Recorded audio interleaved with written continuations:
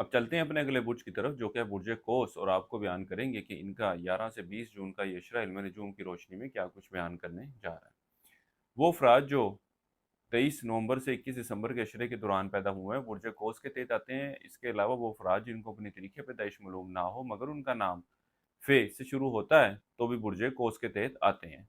इस अशरे के वक़्त के दौरान आप अपनी ज़ात की तरफ ख़ासी तवज्जो देते नज़र आएँगे। इसके अलावा आपकी तवज्जो मज़हबी मामलात की तरफ भी बढ़ती हुई नज़र आएगी।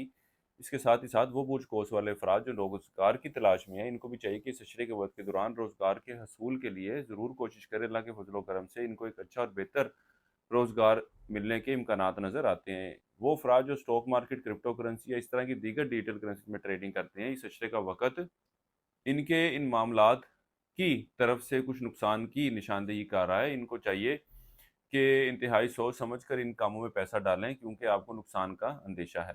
वो बुर्ज कोस वाले अफराद जिन्होंने किसी शख्स को उधार रकम वगैरह दे रखी थी, तो इस अशरे के वक्त के दौरान इन मामलात के हल होने के इम्कानात नज़र आ रहे हैं। इसके अलावा अगर आपको शरीके हयात या शरीके कार की तरफ से किसी फाइनेंशियल सपोर्ट की ज़रूरत हो, तो वो भी आपको मिलती हुई नज़र आ रही है। वो अफराद जो विरासती मामलात के हवाले से परेशान है, इस अशरे का वक़्त इनके लिए भी बेहतरी की तरफ इशारा कर रहा है।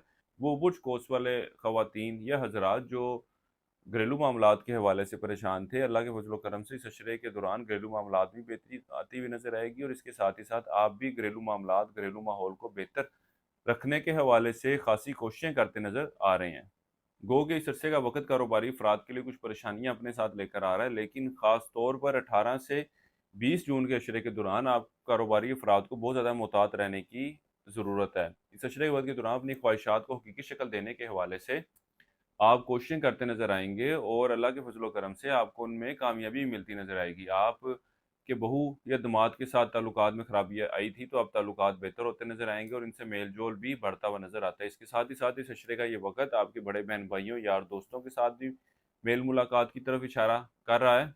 इसके अलावा इस अशरे के वक़्त के दौरान कोई कीमती अशिया की खरीदारी के लिए भी जाते नज़र आ रहे हैं। इस अरसे के लिए एक वज़ीफ़ा आपको बता रहा हूँ, वो है सूरह यासीन का। एक मरतबा रोज़ाना आपने पढ़नी है और अपने मामलात में बेहतरी के लिए दुआ करें। इसके अलावा इस अशरे के दौरान लोगों को खाना खिलाते रहें। इस अरसे की 7 तारीख आपकी 15 और 20 जून की है। बुर्जे कोस वालों के लिए अब तक इतना ही। अल्लाह हाफ़िज़।